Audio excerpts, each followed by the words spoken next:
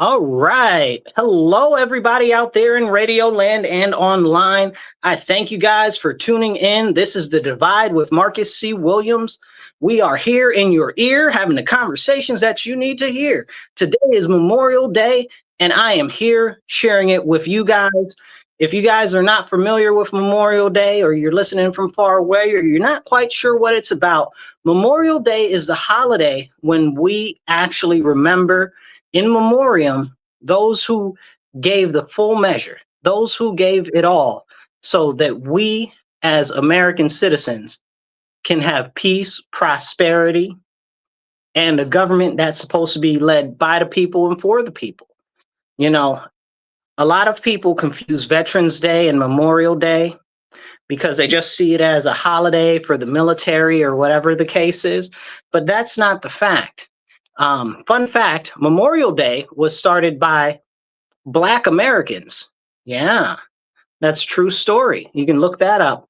It started by Black Americans that were veterans that were honoring their war dead and those who came back from the Great War, you know? So this is a very, very, very solemn occasion, but also a means for celebration, right? Like in America, we like to have parties for any given reason, right? But it's more of a nice time to have a barbecue and reflect on the opportunity that we have to have a barbecue, right? Like, because that means that we're generally in a peaceful time. Whereas a lot of countries right now are not in peace, they're in turmoil, loads of war violence, right?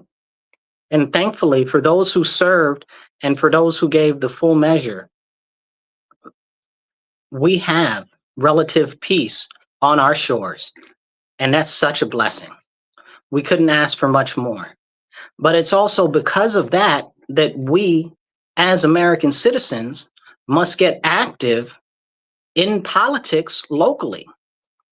Do you think that our people that fought in the Revolutionary War fought and died against a tyrannical monarchy would be like, okay, yeah, just, roll over and be compliant and complacent with a government that's overly heavy-handed in taxing you, that's charging you rent for property that you already own?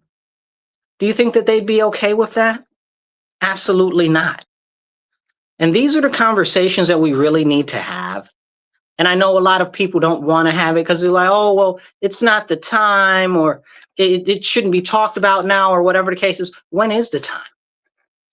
It's especially the time now more than ever when we're remembering those who died for us to have a government that's supposed to represent the people, be for the people, and be by the people.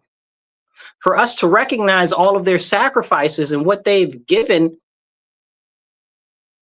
in honor of our nation and our people, right? Not our government, but for our people.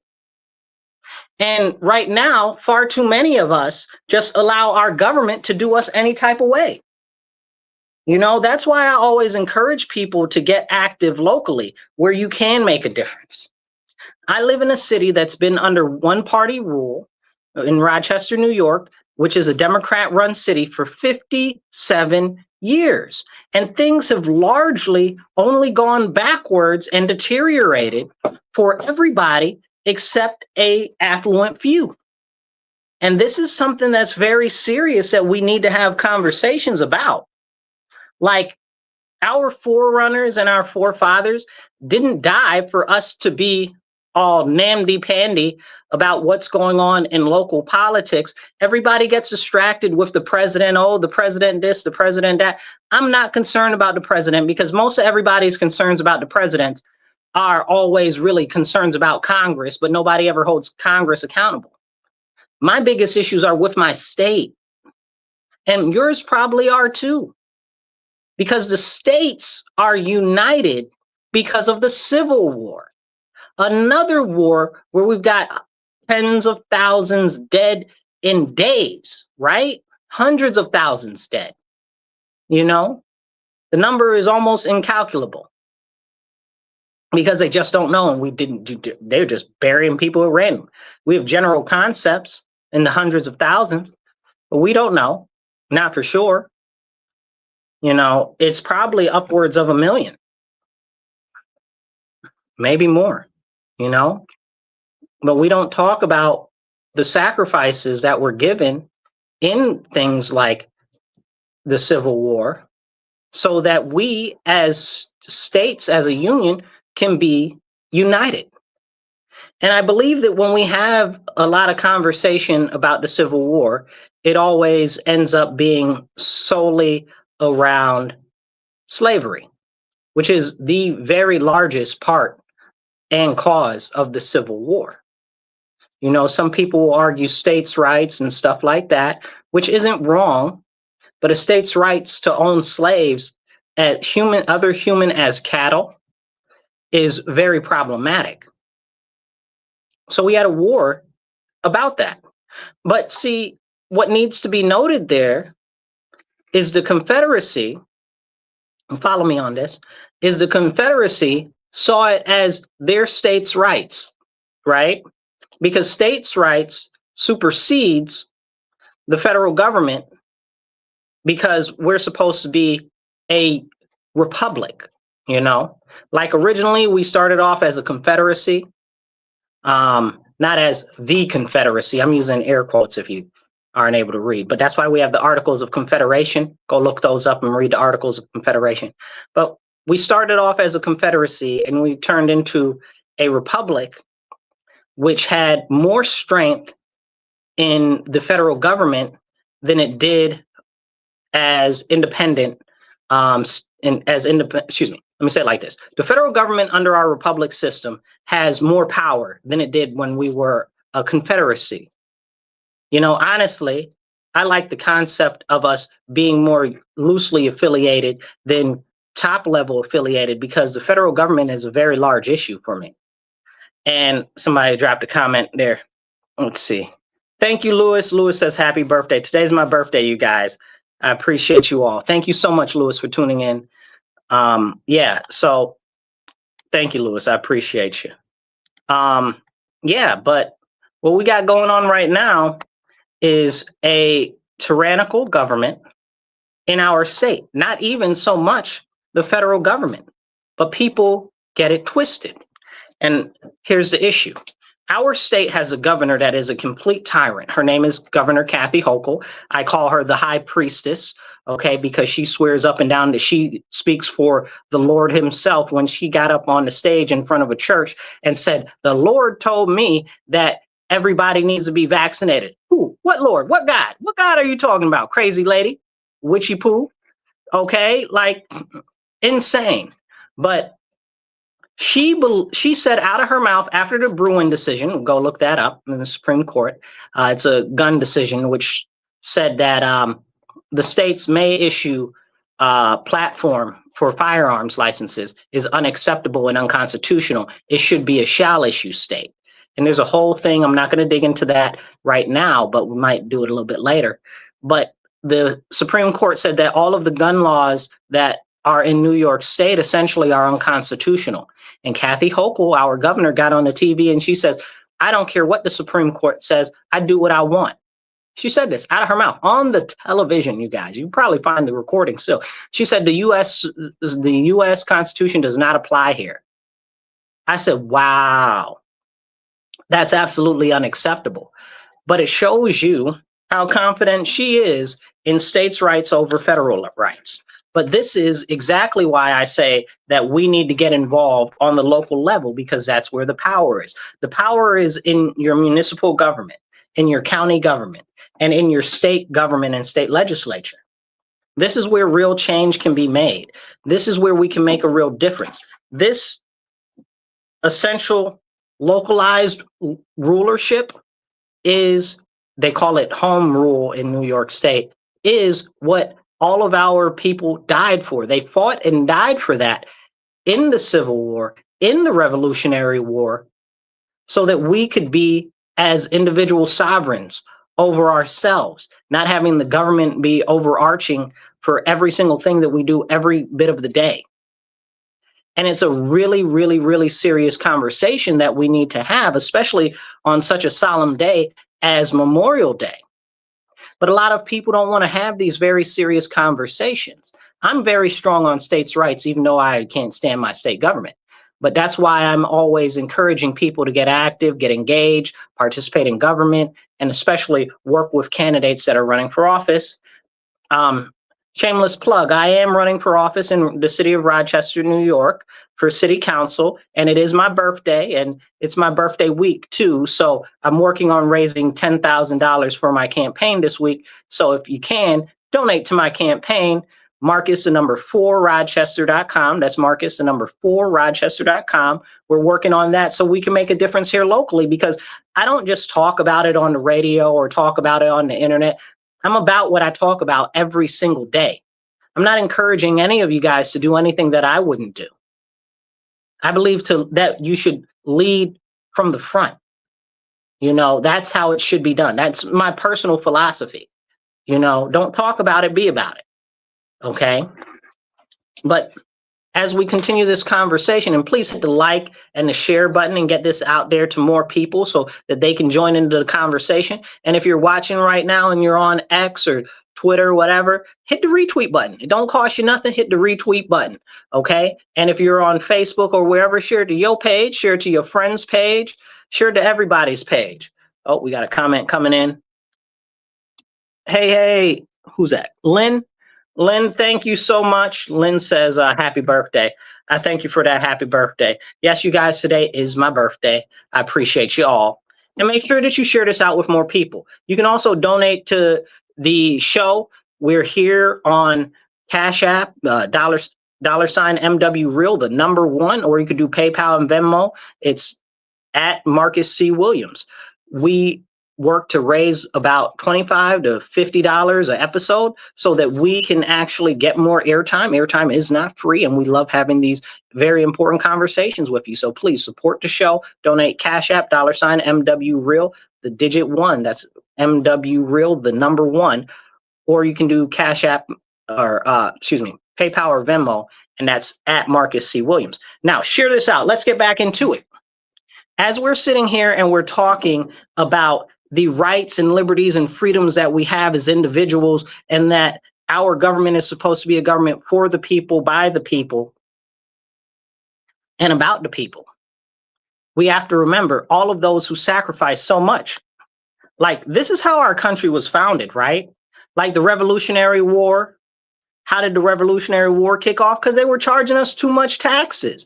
You know, the whole cry, no taxation without representation. Well, let me tell you right now, they're trying to charge me taxes, and I don't have no representation here in the city. None of these people represent me. Okay. Like I said, our city's been run for 57 years by Democrats solely. None of them really have the same priorities that I do. Okay. None of them really represent me or my frame of mind or my thought. I believe that we should lock criminals up. Imagine that. You know, imagine that we should lock criminals up. These people don't believe that. They won't even speak up against the state assembly and the state senate. Again, that's where a lot of the power lies in these states. It's not the federal government. They try to distract you.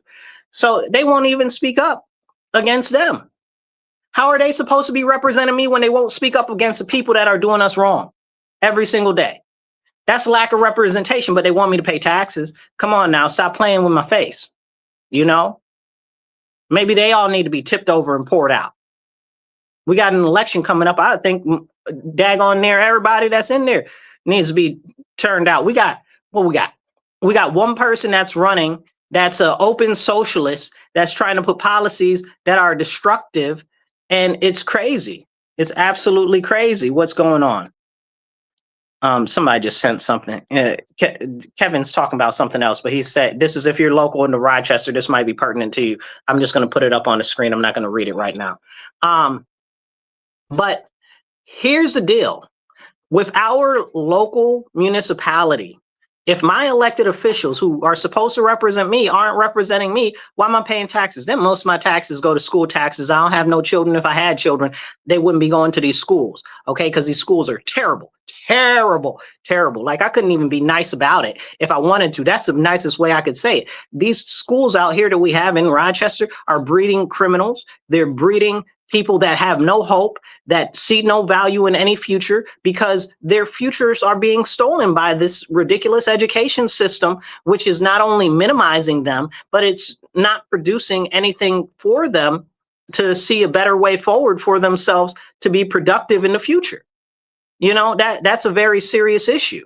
Now let's jump into Kevin's comment and we'll get right back to it. But hit the share and hit the like button. I see a lot of people watching. Hit that heart button and drop a comment. We'll try to keep you in the comments and get your comments up on the screen.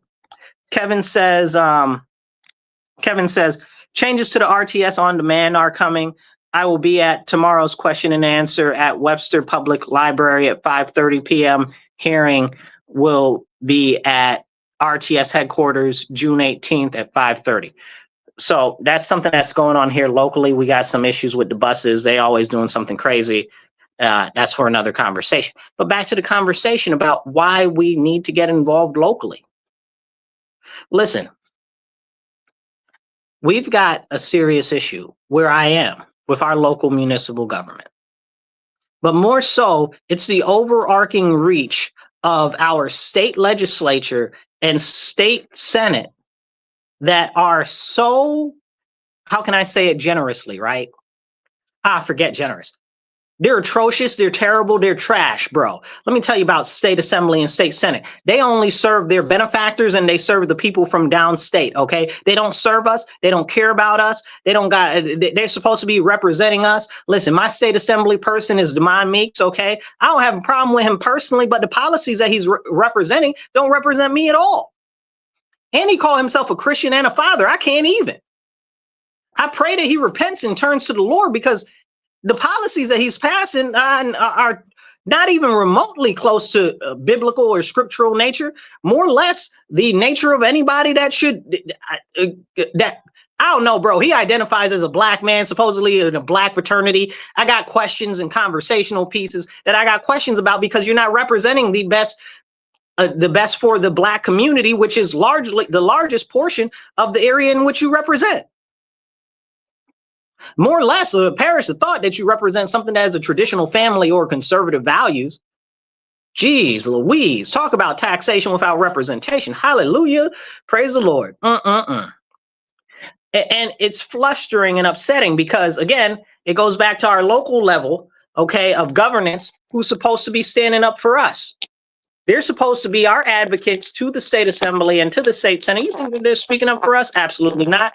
They're too scared that the state assembly is so powerful that they'll push them out of office, okay? Or they'll fund their enemies, or they'll give them a hard time. Nobody's out there actually looking out for us, even though we're supposed to be a government of the people, by the people, and for the people. They're out there being selfish and self-serving, and they don't care about not near one of us. And that is a very, very serious problem that we need to make sure that we are addressing. Facts. And I'm not happy about it. This isn't what our forebears died for. You understand what I'm saying? Like, the people from the Revolutionary War would be looking at us like, are you serious right now? Like, you have to use your ID to get into a neighborhood in the city, and you have to be pat down and scanned to get into a neighborhood in the city. They're calling it a special events zone.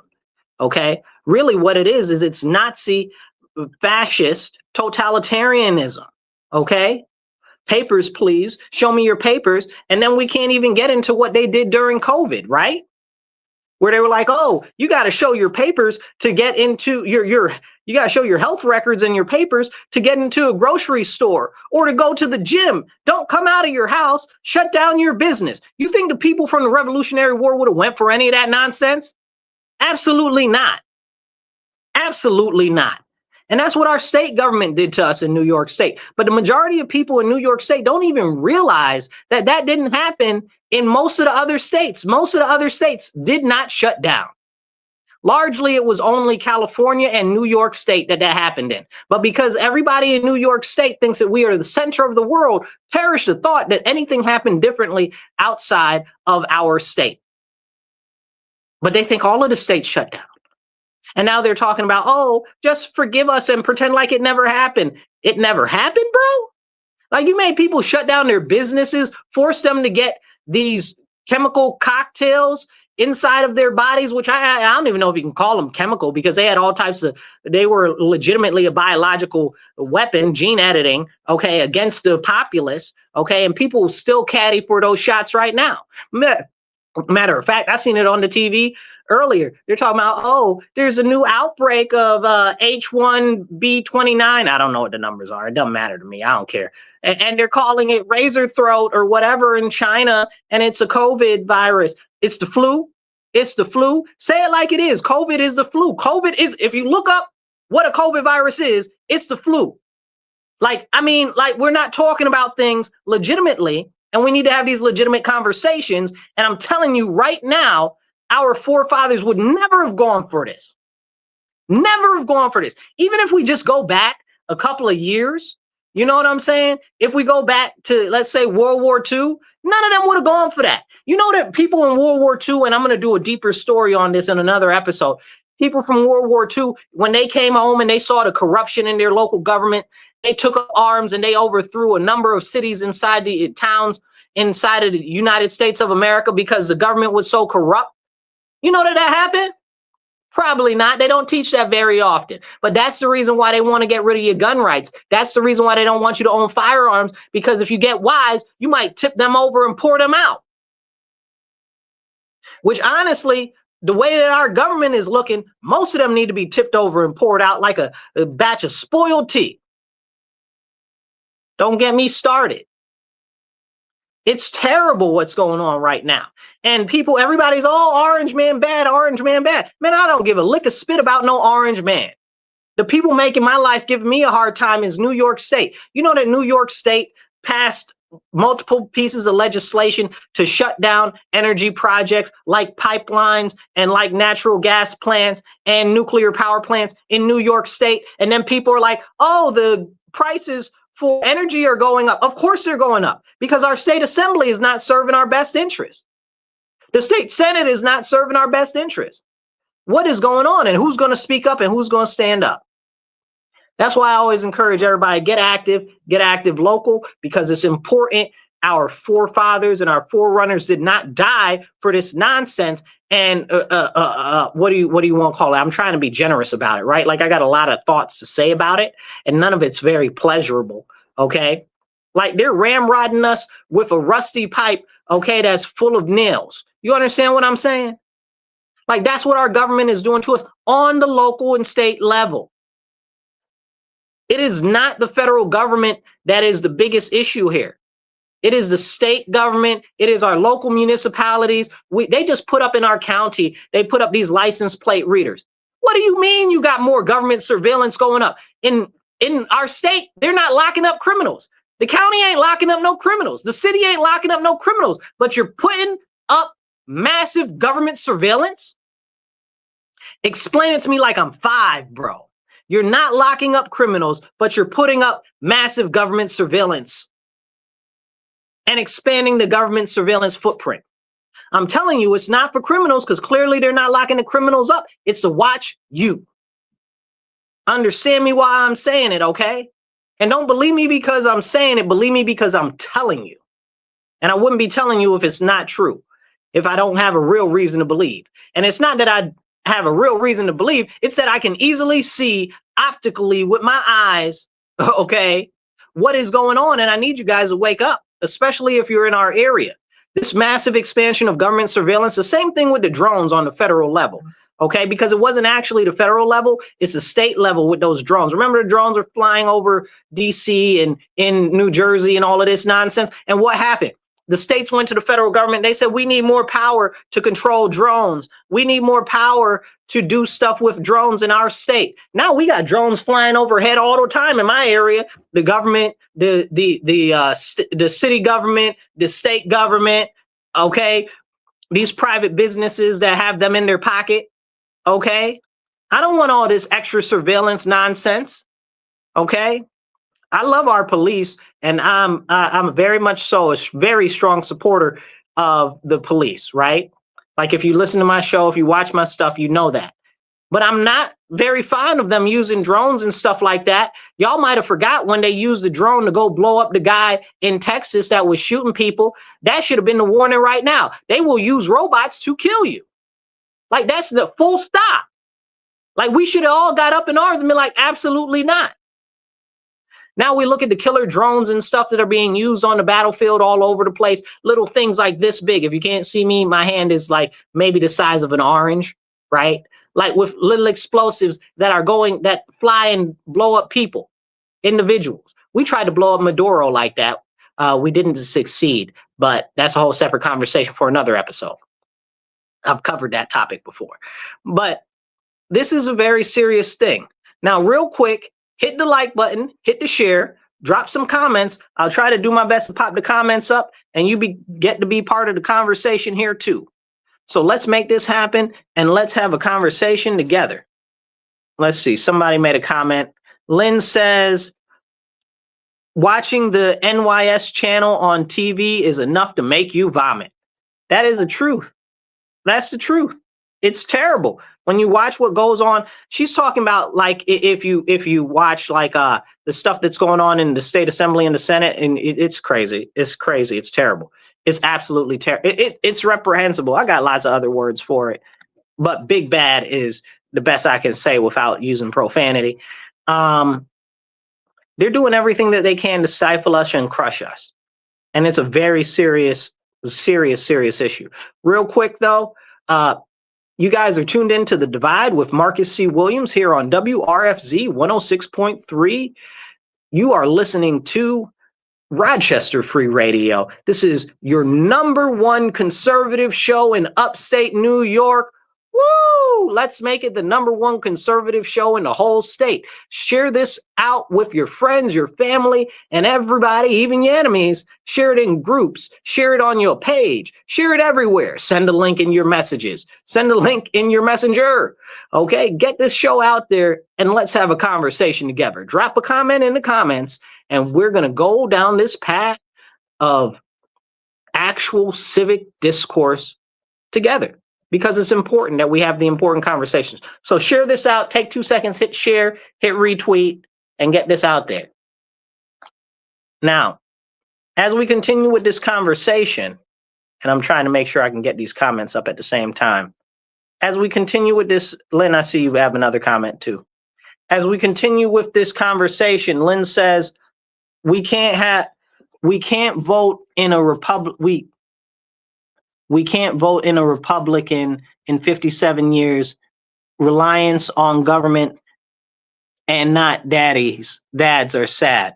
Okay, so now she's talking about in the Rochester area here, we've had Democrat rule for 57 years and government has become daddy. You know, you might often hear me refer to the government as daddy government in different conversations because that's what it is. The government runs the roost right now. Every man's household is supposed to be their castle, but it's really the government that's in control. You know, you're supposed to have complete title and deed over your home, allodial titles and stuff like that. You should not be paying for your home and for your property once you bought it. It's yours. You're paying to rent your own property. It's insane. The state or the federal government should not be taking your money that you earn. If they want taxes, let them raise a levy of a bond. You know what I'm saying? Like, but what they're doing is they're making it so that it's more difficult for you to afford to be self-sufficient and independent of our government. This is what our soldiers have fought against. This is why the Revolutionary War was fought. This is why we had so many other skirmishes and fights and small rebellions in our country that we don't even talk about. But right now, the government is doing everything it can to tighten the noose around the neck of the people, and it is unacceptable. Unacceptable. And this is what happens when people do not get involved. So, Lynn, to your point, we need more people to get involved.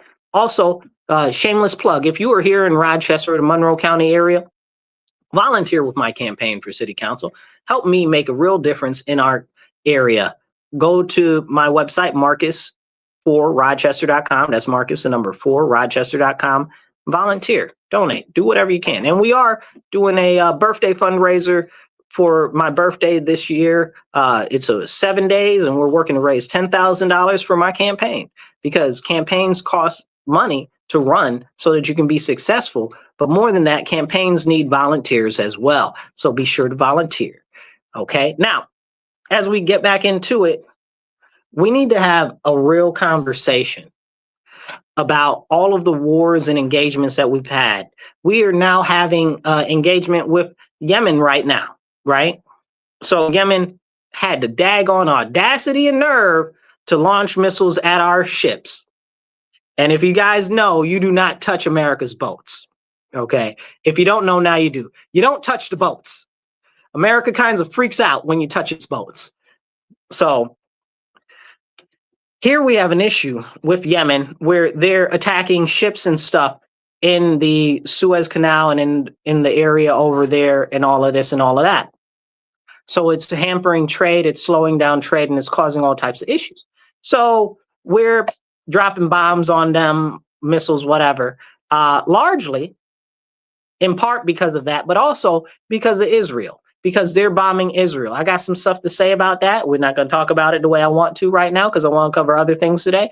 But the fact of the matter is that we're dropping missiles on Yemen. And Yemen's like, oh, well, we've got missiles to blow up Israel. Israel ain't sorry. Israel ain't the U.S. Don't tell me what to do over Israel. I'm going to drop all the bombs on you, no ways. You know what I'm saying? Then they're like, oh, well, we've got missiles that can reach the U.S. and we'll drop bombs on the White House. Listen, if you're feeling froggish, leap. You understand what I'm saying? Because we'll reduce the rest of your country that isn't sand to sand. Because you ain't got nothing but mountains and sand over there, no way. Come on now, there won't be one mountain standing. But I say this in the way of saying, why are we even messing with those people, bro? Like, why are we even over there? We're over there bombing them for our interest and partially for Israel, which I'm not very fond of that concept. Okay. Let Israel do what Israel does. It ain't got nothing to do with us. Okay. But we're over there bombing them, right? Why are we bombing them, bro? Stop blowing people up if we're not going to take over the country. And I say this a million times before, I say it again. We need to stop engaging in warfare against countries and territories that we are not taking over. Shouldn't be one bullet, one drone, one bomb, one nothing. Okay? None of it. None of it. We shouldn't engage in any level of warfare or aggressive act against any other nation unless we are planning on taking over that country. Period. Full stop. I get very upset with our military engagements because they don't allow our military men to get spoils of war. Why can't they have spoils of war? That's part of the purpose of going to war. You get to keep what you kill. Come on now. Stop playing. And then you look at all of the oil and gold and drugs and stuff that's confiscated. And does any of the proceeds from any of that go to our military men? No. It goes to private companies, goes to the government and all types of other stuff. And we don't get to hear anything about it, you know? And it's a serious problem. So we need to have these serious conversations. We really, really, really do. I'm upset, you know. I'm really upset because what we got going on right now is unacceptable. It really is. It's really unacceptable, and I'm not happy about it at all. Because we don't have any business blowing up nobody. We don't got no business blowing up nobody kids.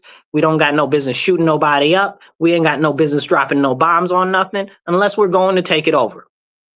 Full stop. Full stop. And this is part of my issue with a number of wars that we've had. I'm still mad over World War I and World War II. Now, in full defense of both of those wars, a lot of our soldiers were able to bring back some spoils of war. Not enough if you count it by me. But we also kind of did take over, in theory, parts of Europe and parts of Africa in that whole thing. But by proxy, I'm not for proxy. You guys know me. If we're going to do it, we need to do it all the way. Don't have to do it, or you playing in my face. And if we're not going to do it all the way and incorporate it into the U.S., we ain't got no business there. You understand what I'm saying? Right now, they're like, oh, the U.S. should put troops in Ukraine. Absolutely not.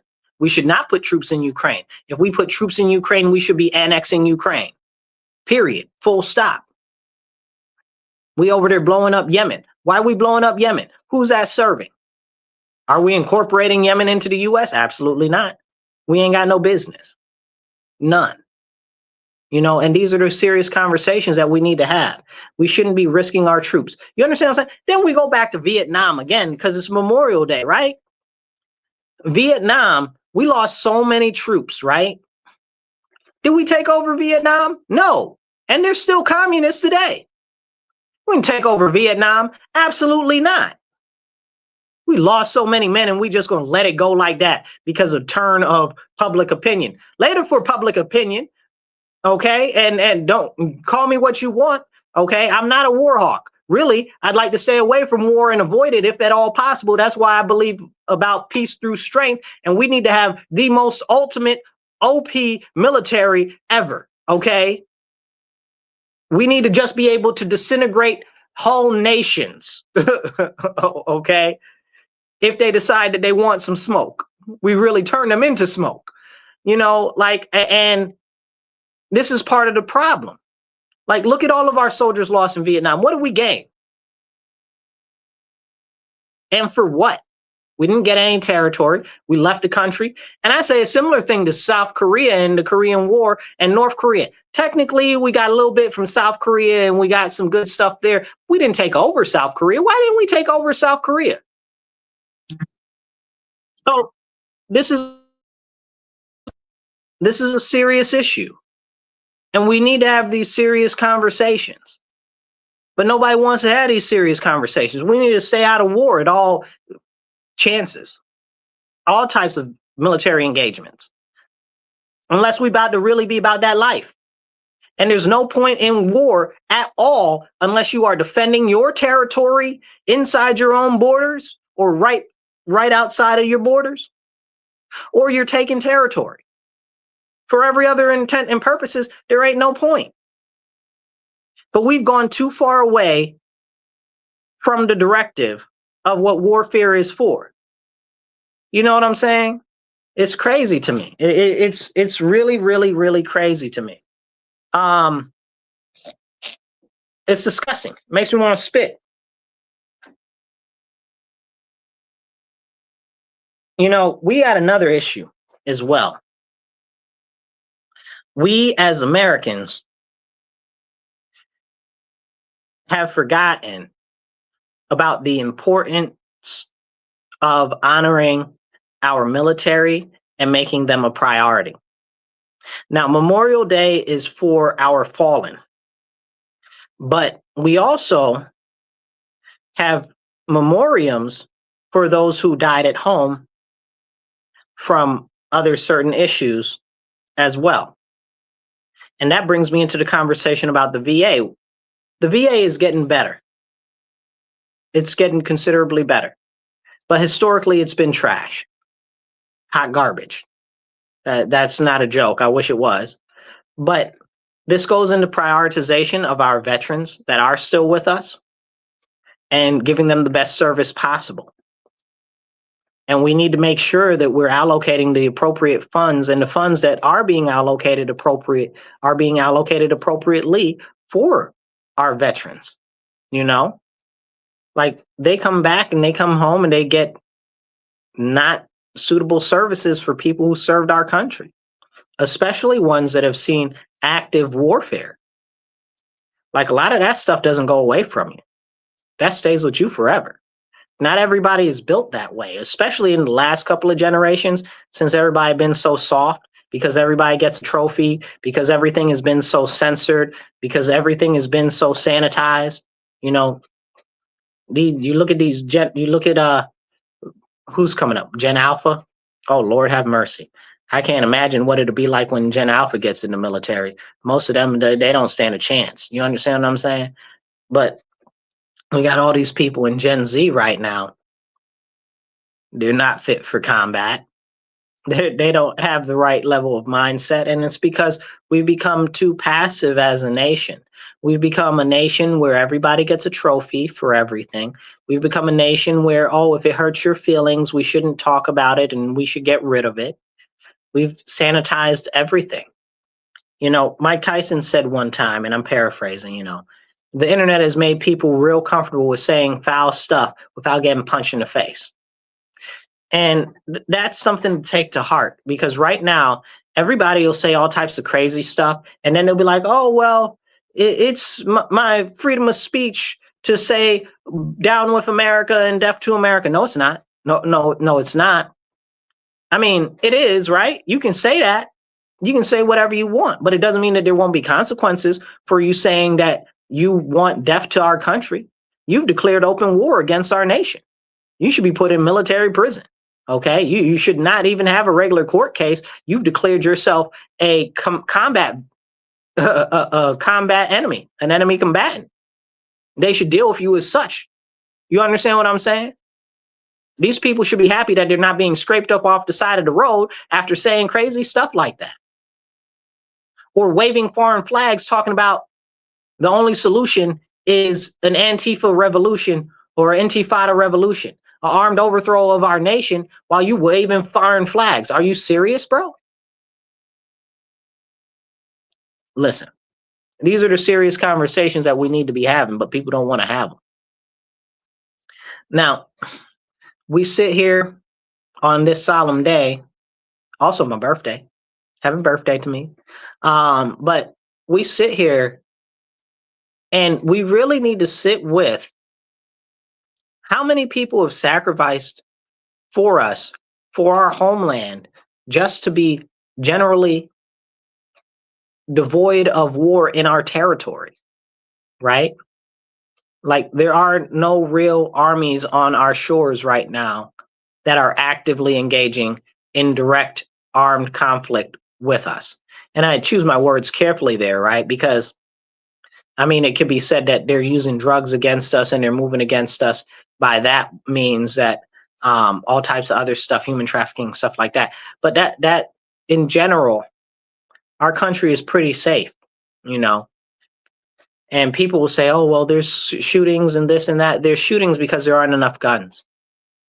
What we started to do is we've taken away firearms from people, even though it says that it is their inalienable right. It is the only right in the Constitution that says shall not be infringed. It is a right that is given by God and protected by the Bill of Rights in our Constitution. It isn't a right that is given by the Constitution. It is a liberty and freedom that is protected by the Constitution. And there is a very, very serious difference. And we need to have those serious conversations. But people don't want to. Hit the like button, take 2 seconds, hit the like button, hit the thumbs up, join the conversation, drop a comment. I'll do my best to pop the comment up on the screen. Okay. Be part of the conversation. We're making sure that we have the important conversations here on this show. So you can donate, please donate and support the show. It's on Cash App, $MW Real, the number 1, that's $MW Real, the digit 1. Or you can do givesendgo.com/Marcus C. Williams. And we're on Venmo and PayPal at Marcus C. Williams. We're working to raise $25 to $50 an episode so that we can get more airtime, because airtime isn't free. And we need to have these very important conversations. Now let's jump right back into it. Oh, I can see the comments. They're popping up on the screen very, very small. I don't know how to make that bigger. I'll work on it on the next show. But as we have these conversations that are so important, as we sit in general peace, it doesn't mean that we're not supposed to get active. We must get active. You know, I believe very firmly that we need to reinstill into our society not just technical acumen and skills and trades, but also a zeal for physical fitness so that we are a very strong and healthy nation, like physically strong and healthy. Like a lot of the stuff in our food right now is run by horrible multi-mega corporations. Like a lot of the people don't know that a lot of the cigarette companies that were killing people through cigarettes are now killing people through food because the cigarette companies bought up all the food companies. A lot of people don't know that some of our biggest suppliers, especially for pork, are run by the Chinese. I couldn't imagine that the Chinese want anything good for us. You know what I'm saying? But these are the important conversations for us to have that we're not having. We need to return our nation to relative health. And the only way to return to relative health is to make sure that we're able to get enough meat protein, like beef and chicken is good, but beef is better. We need red meat in our system. It's been shown by science. It's been shown by science that your brain shrinks when you don't have animal protein. And the best way to do that, to get enough animal protein, is through beef liver. It's very good. I love beef liver. Beef liver is good. Tallow is good. I love liver. I can't stand onions. You know, so people are like, liver and onions? Absolutely not. Give me some good liver. Yum. Okay. Also cabbage. I don't like cabbage. I had too much cabbage when I was little. I'm all cabbaged out. Cabbage and what do you call it? Corned beef hash. Ooh, ugh, no more corned beef hash. Never. I ate so much corned beef hash. The only thing I did eat a lot when I was little that I never get enough of, pork and beans. Yeah. And today is Memorial Day, so I'm sure that when I go out, there's going to be some barbecues and stuff. Somebody's got some pork and beans somewhere. Okay. I'm about that pork and bean life. Okay. Even though I try to stay away from pork, you know what I'm saying? In general. Like I don't not eat pork, but I don't not eat pork, if that made any sense. Right. But anyway, we do need to restore our nation to relative health.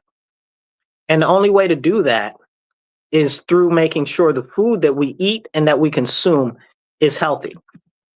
But right now, we've got a lot of special interests that are involved in the manufacturing of our food. And a lot of it has become industrialized and not localized. We need to return local production of food locally. Now we have a serious issue in New York State because they decided to take all our farmland, a lot of it, and to put up solar panels on it. Lord have mercy. Even though solar panels don't even really work in New York State because it's dark all the time and because it's too expensive or whatever the case is. We're not going to go into that the way I want to. But the biggest issue was with the solar panels is it leaches poisonous chemicals into the land, meaning that we can never use that land ever again for farming. And they're out there making it so that all of our good farmland, our arable land, is used for solar panels. These people are criminals against humanity, and they need to be addressed as such. All of that, put the solar panels on the fields, is trash, garbage. And do you know why they do that? Because they subsidize it, because it's better and more beneficial for farmers, because farming is a hard life, right? Like in general, on scale, it's not considered to be the most profitable thing, and you really got to be the right type of special person to want to do that. That's why so much of it is commercialized now. And the commercialization of farming has crushed our nation. We're no longer an agrarian production society. We're no longer a, what do you call it? Meat, generating people. We got to go back to growing our own food in our own territories locally. But our state, and again, I tell you guys, everybody looks so much on the federal government. A large portion of it is the problem of the state. In our state, we got so much green, lush land for farming, but our state makes it nearly impossible to farm.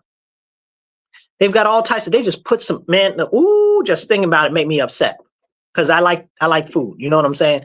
Especially meat animals. I love me some meat animals. Cows are my second favorite. My first favorite is buffalo. Oh my gosh, you guys. If you haven't ever had buffalo or bison meat, it melts in your mouth. It's so tender.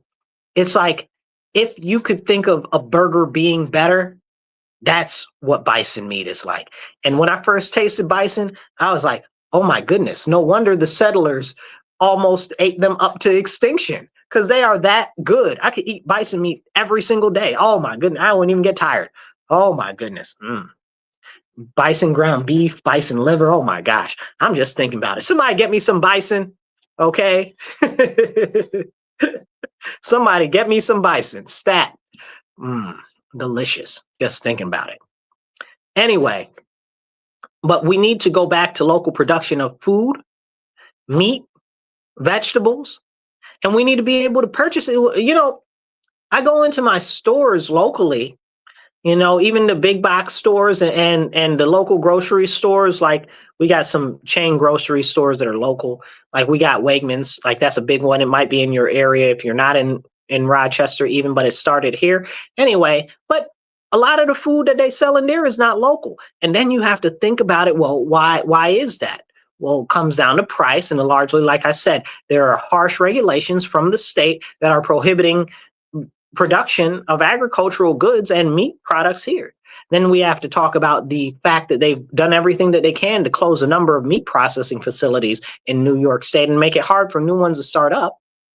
Then we can talk about egg production and all of that. You know, we can talk about how they force people that do milk to spoil the milk. Like they force them to pour it out if they make too much. And that's partially a federal regulation thing, but it's also a state regulation thing. But we can't talk about that. Why are you making it so that they can only sell so much milk? You understand what I'm saying? The market will even itself out. They should be able to give the milk away if they want to, free milk. You know what I'm saying? Like, but they don't talk about these things. It's terrifying.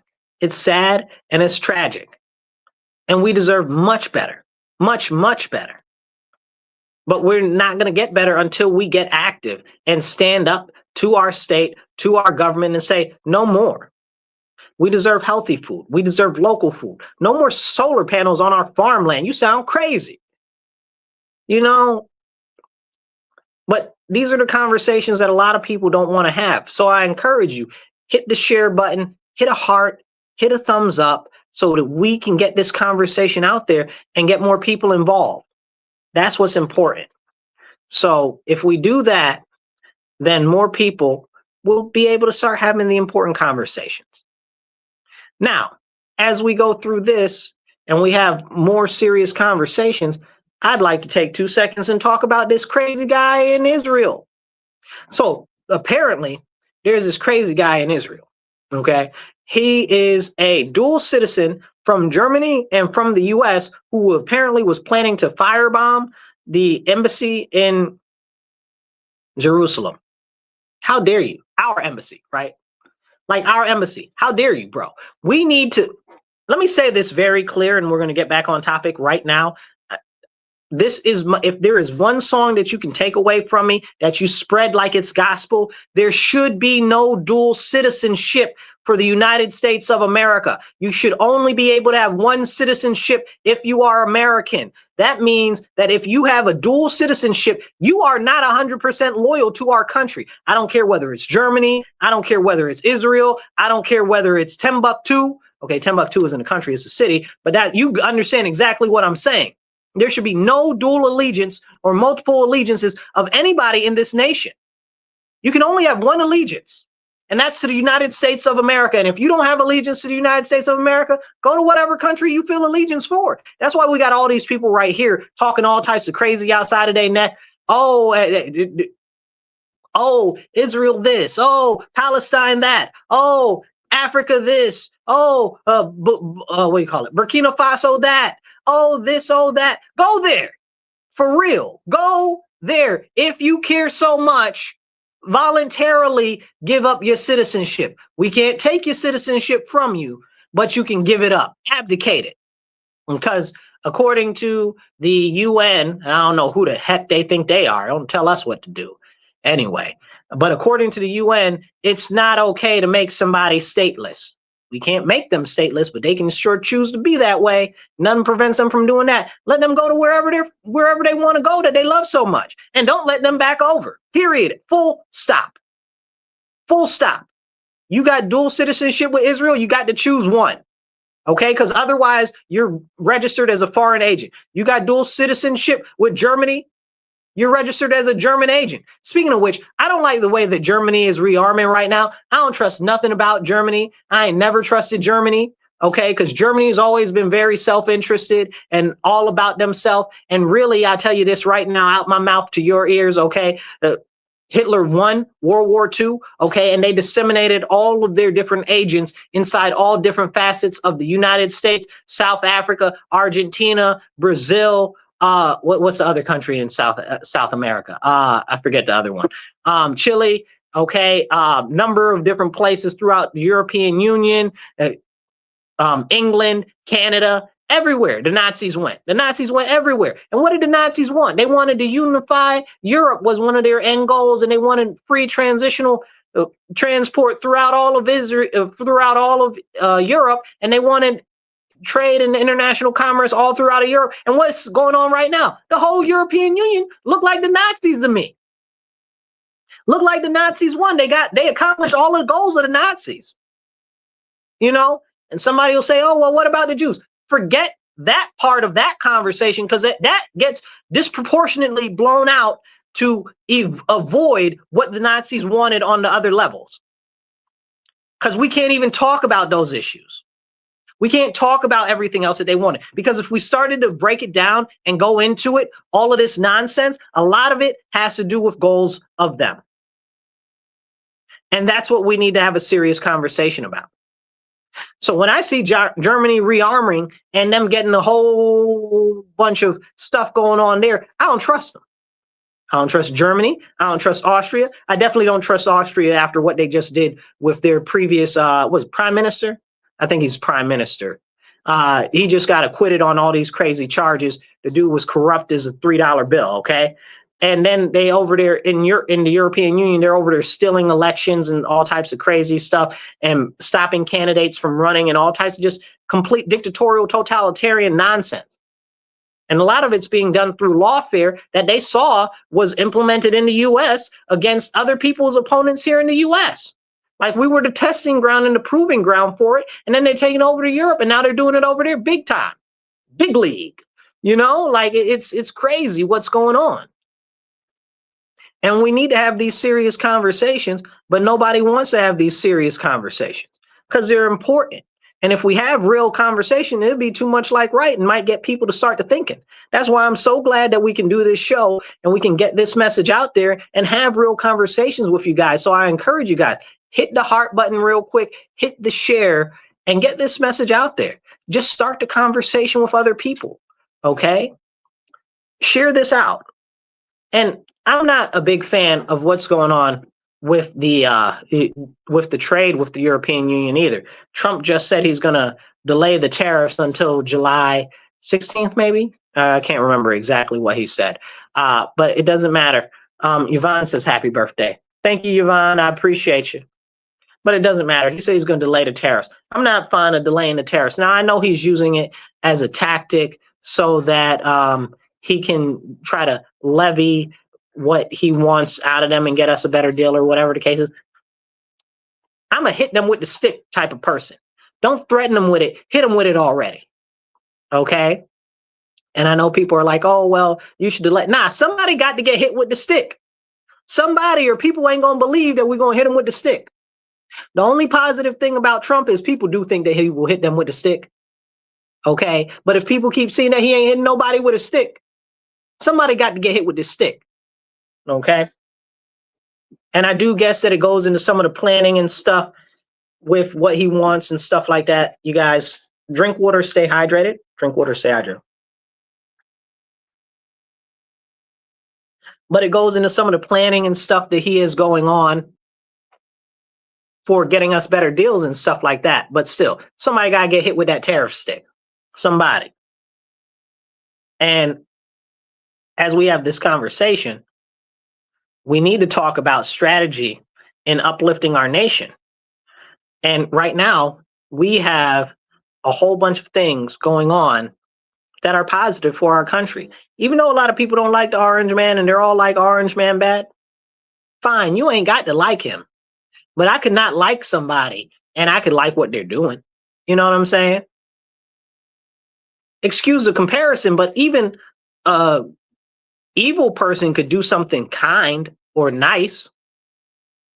Now you can ask, was it for self-serving reasons? But they can actually be 100% about that, you know? But people don't look at things like that. And right now, one of the big things with this big, beautiful bill that's in the Senate right now, it went through past the House of Representatives. I'm not a big fan of a lot of it because it expands spending too much, you know?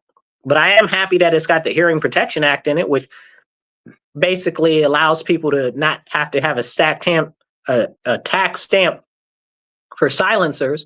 So that's awesome. I'm glad that that's gone. We need to get rid of the whole National Firearms Act. That whole thing needs to be thrown in the trash because it's a violation of our constitutional rights in the Second Amendment. And they need to, in the state, in the legislature, in the what do you call it?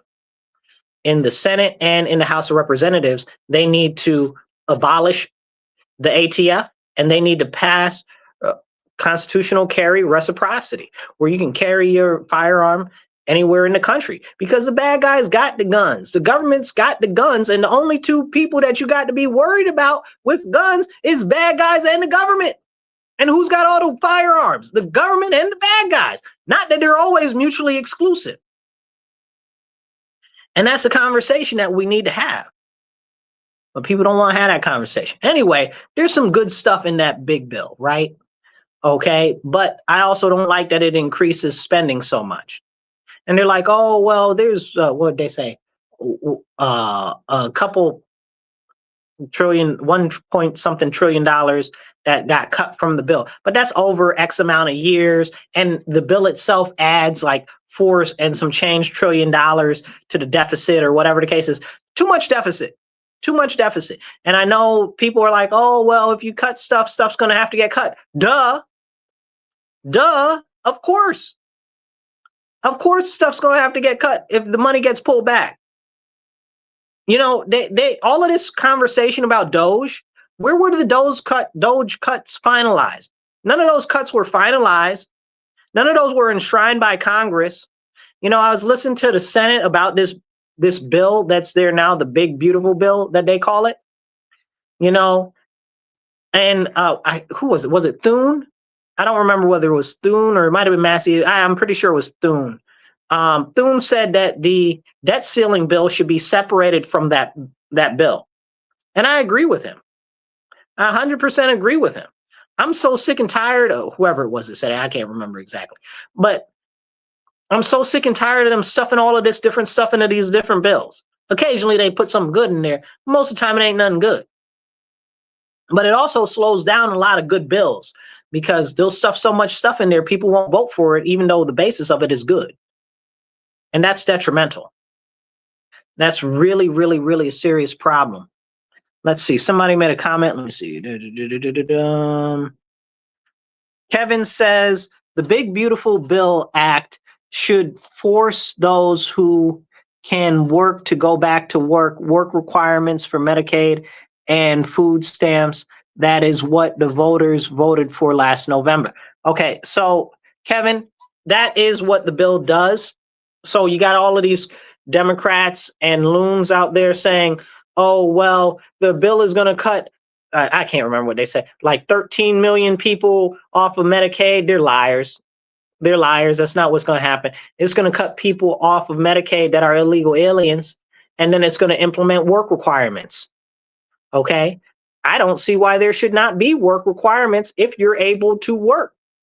You know, like that is something that we need to have a conversation about. I was talking to somebody that's pretty far left this morning, and before I could even explain it, they were like, yeah, you should definitely have work requirements for that. That's why we have so much issues with not having enough money right now. I said, boom. I said, boom. I said, but see, this is what happens in the media and stuff like that. They don't have the right conversations. Maybe we should have a conversation about how we should implement work requirements. Maybe we should talk about who should have work requirements. But we're having the wrong conversation because all the Democrats are doing are causing and stirring up fear, talking about, oh, it's going to cut all these people off of Medicaid when that's a lie. It's going to cut off all the illegals. Okay, send all of them back to their country. I'm dead set and I stand on that. Okay, even though my church and my people and even though work that I do helps out with people that are refugees and asylum real asylum claims and stuff like that, I say real quick to everybody, send the fake asylum seekers back, deport all of the illegal aliens, repatriate them back to their own country. You know, because there are true people that are here seeking asylum that should be on asylum. There are real people that are real refugees that are on refugee lists that can't get in because of what's going on. But these people that are here in this country illegally or unlawfully are getting all of these benefits, which are draining our whole nation. Now, we saw this most explicitly with a lot of stuff that was happening in Texas and Arizona when it comes to the hospitals. Okay. When they started to come over, a lot of the smaller hospitals had to close down because they couldn't afford servicing all of these people and not getting reimbursed. It was a whole big problem. So one of the big things that they started to do was give these people Medicaid. And this was a wrong thing to do because that's drawing away from our Medicaid coffers. And Medicaid is already on schedule to be out of money by 2034. Okay, we're in serious dire straits right now. So that's why they need to get all these illegal aliens off of Medicaid. That's why we need to find the fraud and abuse and the waste that's in there and see where we can cut it. That's why we need to come down on these pharmaceutical companies and these medical procedural companies and the people that make the machines and stuff, and come down on those companies that are trying to skim from us and steal from us. That's why I'm glad that Trump did the most favored nation clause and reinstituted that, where the drug companies can only charge us as much as they're charging in other countries. But we can't talk about that. That's something good that everybody should be able to agree on. And that's something that Congress should have enshrined and should be in that big, beautiful bill, Kevin. But can we talk about that? No. That's something. Why is that not enshrined in Congress? That should be the easiest bill to pass, right? We should be able to put that on one sheet of paper right there. Bing, bang, boom. It should be able to get voted on one day, out in an hour, to the Senate, out the same day. Now, of course, I know realistically that's not how things work in time and all of that, but it should, right? Like, why are they charging us so much and everybody else so less? Oh, because we can afford to pay more. No, we can't. Have you seen people? Have you seen people? Like, people can't afford barely to breathe right now. Okay, a lot of people in our country. Like, you go to McDonald's, it's $30 for a Happy Meal. I'm over exaggerating and embellishing a little bit. It's $15 for a Happy Meal. What in the Jiminy Cracker Krispies? Okay, what is really going on? Are we having the right conversations? But then that leads us into a conversation about pay. And that leads us into a conversation about forced minimum wage. And nobody wants to have those conversations, because when we start talking about forced minimum wage, we have to talk about inflation and the collapse of different businesses. And one of the things that the leftists like to say so much is that if your business can't afford to pay more money, that they shouldn't be open. What type of insanity is that? Then that means that those people will have no jobs, and those people will be completely reliant on the government. And then that means that other people will have to pay more to subsidize those individuals. It's insane. Like, people say these things that sound pithy and they sound like they care and they make it sound all grandiose, but really upon implementation, those things are extremely aggressively destructive. And that's the conversation that we need to be having about these type of things. Make sure you hit the like and share button. If you're not following or subscribed right now, go follow and subscribe. Okay, hit the retweet. If you're watching us on Twitter, it don't cost you nothing. Hit that retweet. Hit the share button, okay? Hit the share button. Share it on your page if you're on Facebook or Twitter or TikTok or wherever you're watching us on, okay? Share it on there, because this is important conversations that we're having, and we need to get these conversations out. Drink water, stay hydrated.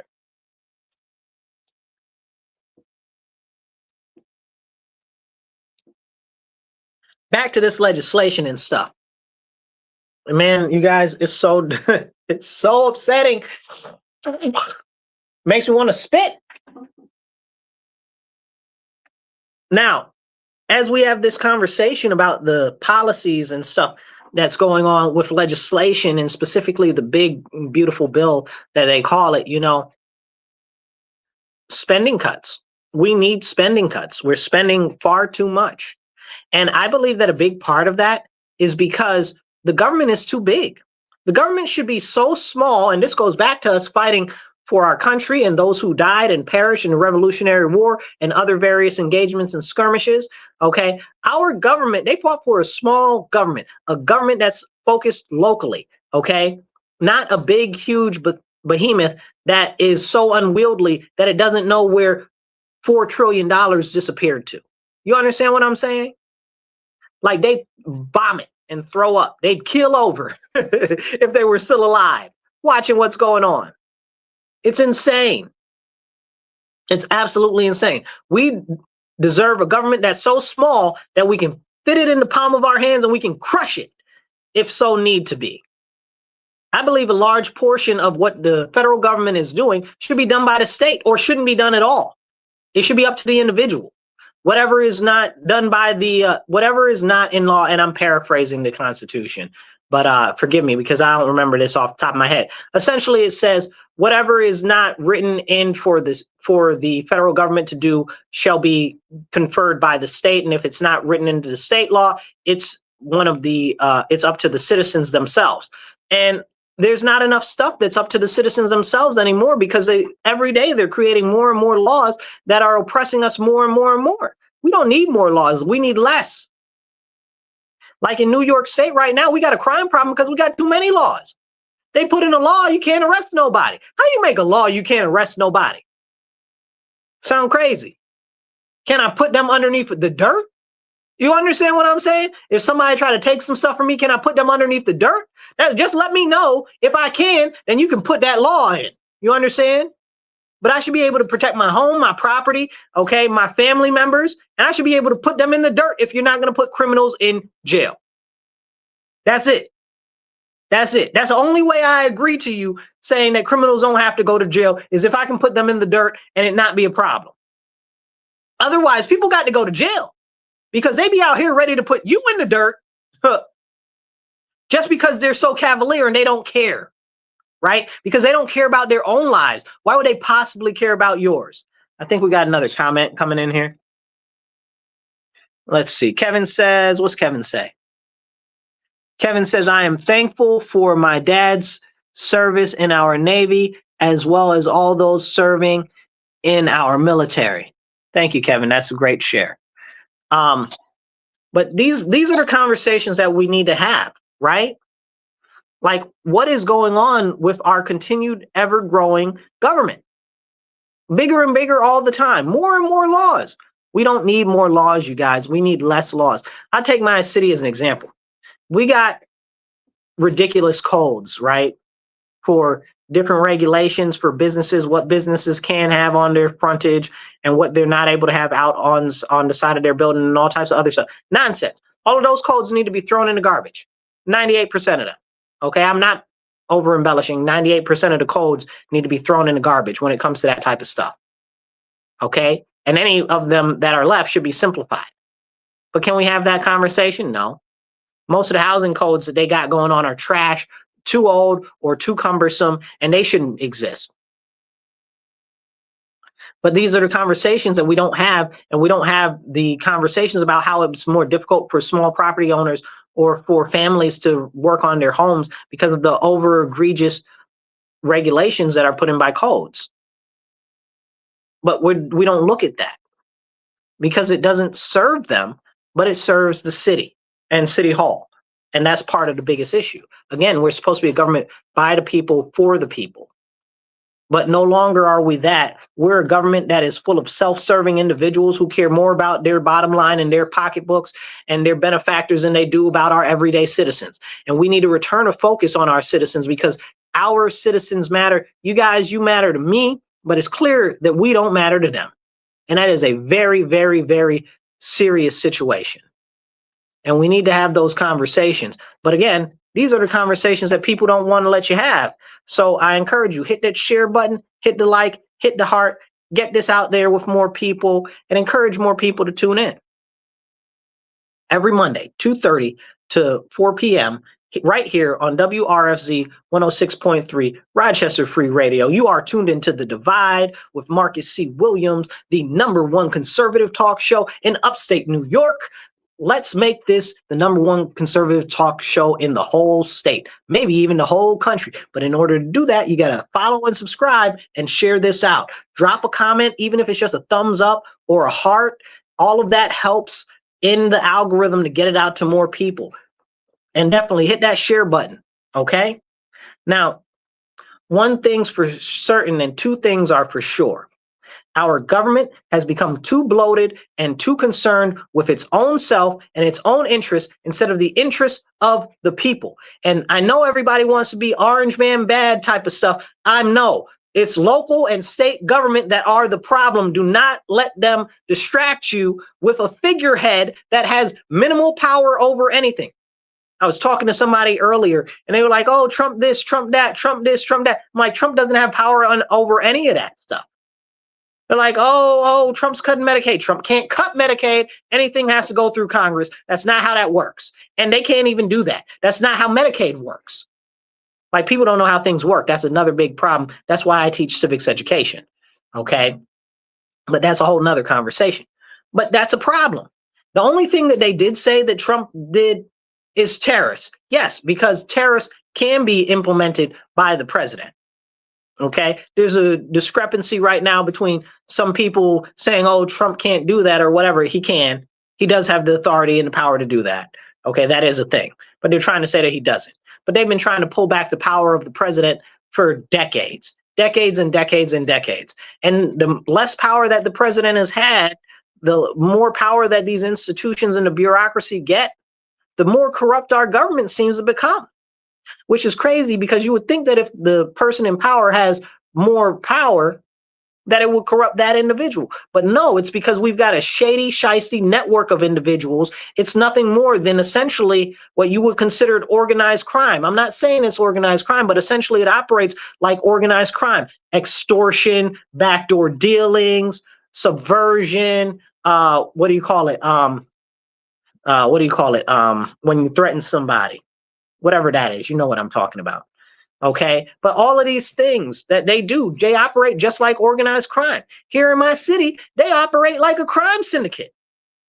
Okay. The government, local government in my city in Rochester operates like a crime syndicate. A few people have the power over everything that moves.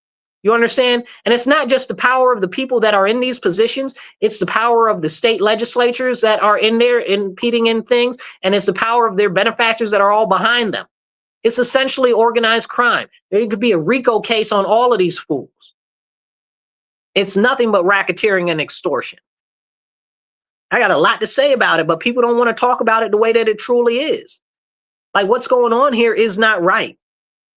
That's why you see the rich getting richer, as they like to say, and the poor getting poorer. But really what it is it's not so much the rich getting richer and the poor getting poorer. It's the rich getting richer, and the distance between the poor and the rich growing immensely, growing astronomically.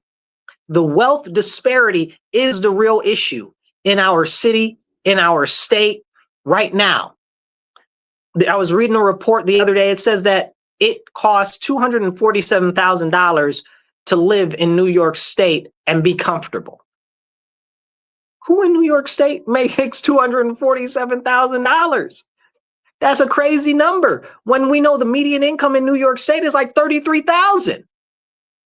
That's crazy. And the average isn't much better than that. I think it's like $29,000, which actually is less. But that, you know what I'm saying? Like, it's crazy. It's absolutely crazy. But can we have that conversation? No, but we need to have that conversation. We need to have the conversation about wealth disparity because, again, inflation, people. Inflation. And these people that are so up on all of this socialist nonsense that they're pushing for things like a 4-day work week. Let me key you into a couple of things with a 4-day work week, which now they're trying to make it a 2-day work week. First of all, it's coming whether we like it or not because of the automation and because of the AI.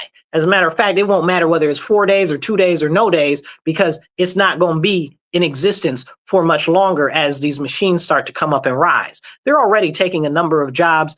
And I just was watching a video presentation from one company that manufactures these cleaning robots for hospitals, and they were doing a presentation for investors on it, and they're implementing it into a number of hospitals in Texas and Arizona right now. And I'm like, wow, all them cleaning jobs at the hospital, they gone. They gone. Like, wow. And it was showing how they clean up the bacteria and the bodily fluids, and they were using the black lights and showing how it works and everything. I'm like, oh man, this is terrible. All these jobs are gone very soon. Then you've got the machines that they've already got doing waiter type of jobs at places like even like Denny's. You've got whole McDonald's that are completely automated. Like, are we having these conversations? I hear these unions out here screaming about stuff, but they're not screaming about this automation before it's too late. Like, we should have been screaming about this years ago. Like, this is real serious. This is really, really, really important. And we need to be having these serious conversations, but nobody's having those very serious conversations. That's why I'm fighting so hard to get this message out. So please support the show. Donate. We're working to raise $25 to $50 each episode so that we can get more airtime. Airtime is not free. So please donate. You can donate on Cash App. That's $MW Real, the number one. That's $MW Real, the digit 1. We also have Venmo and PayPal, and that's at Marcus C. Williams. We even got givesendgo.com/Marcus C. Williams. Please donate whatever you can. $25 is awesome. $50 is fantastic. $100 is wow. You're amazing. And on a shameless plug, it is my birthday, so please, right now I'm running for local office here in Rochester, and you can donate to my campaign. We're doing a birthday fundraiser this week. We're working to raise $10,000 because it takes money to make a difference in politics. So please donate. And that's Marcus, the number 4, Rochester.com. Marcus, the number 4, Rochester.com. You know, as we get ready to close here for the day, I just want to tell you guys, I'm so thankful to the Lord, our Father in heaven, that I have the opportunity to have these important conversations with you guys, and that you guys are so supportive. It means the most to me. You guys mean the most. Shout out to everyone that's a member of #Team Marcus. I love you guys. You know, you guys can always drop a #Team Marcus in the comments. That's awesome. You guys are the most important to me. I love you all. And as we go down this journey in American history together, let's do our best to get active. Go join a local city council meeting, go watch them, go to a school board meeting, go to whatever, district meeting for fire district, go to whatever you got, wherever you are, but start getting involved, because it's going to be up to us to make a difference, whether it's city council, board of education, fire district meeting, school board meeting, whatever you got, wherever you are, county ledge meeting, even if you can make it to some of these state meetings that they got, go out, get active, get involved. We got to start listening to what's going on, and then we need to listen again, because you got to listen twice with these politicians, because they be on some shady, shiftless stuff. You understand what I'm saying? So I encourage you guys, get active, and remember, stand up, speak up, and don't shut up. Take action. Thank you for tuning into The Divide with Marcus C. Williams here on WRFZ 106.3. Make sure that you tell all your friends, family, and enemies, tune into The Divide Mondays, 2:30 to 4 p.m. and share this out if you're watching online, and get the message out there. Share it with your friends, your family, any other groups you got, the neighbors up the street, the people in the bar, the people at your union hall. Get these messages out there. Let's start having the important conversations. I'll catch you later. Be blessed and be well.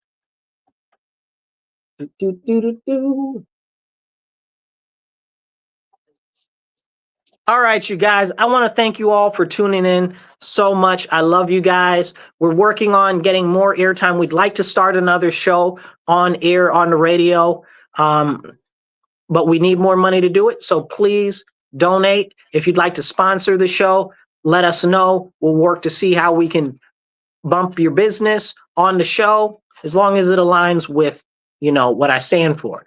Okay. So let's get these messages out there, and let's have the real conversations, because nobody's coming to save us, you guys. It's up to us to stand up. Don't let them distract you with the federal government. Don't let them distract you with the Donald Trump or the Orange Man. Get involved locally. It's our city, municipal levels, our county levels, and our state levels that are really the ones that are hammering us up the rear end. okay? And it's up to us to stand up and to push back. And the time is now more than ever to get involved. And if you are in the city of Rochester, message me, shoot me an email, call me on the phone, text me, hit me in Messenger, hit me in a comment, okay? If you want to get involved here locally, you can even go on my website, marcus4rochester.com, sign up to volunteer, because I'm all about that life of encouraging people to get active and putting them on the right course so that we can make a real difference together. With that being said, I'll catch you guys later. I love you all. It's my birthday. I'm gonna go relax a little bit. Hopefully find some food. Where the barbecue at, right? And if you guys got some bison meat, let me know, okay? Because I need that bison meat. Love it, love it. Somebody get me a, what do you call it? Somebody get me a subscription to some bison meat or something, okay? I'm joking, but I'm half serious, all right? I'll catch you guys later. Be blessed and be well. Remember, stand up, speak up, and don't shut up. And thank you to all of those who have family members that have served and that have passed in honor of our nation and upholding our values and our Constitution. It is of the utmost importance that we honor all of those who are our fallen, because that is the reason why we can be here today. Thank you guys. God bless. Be blessed and be well.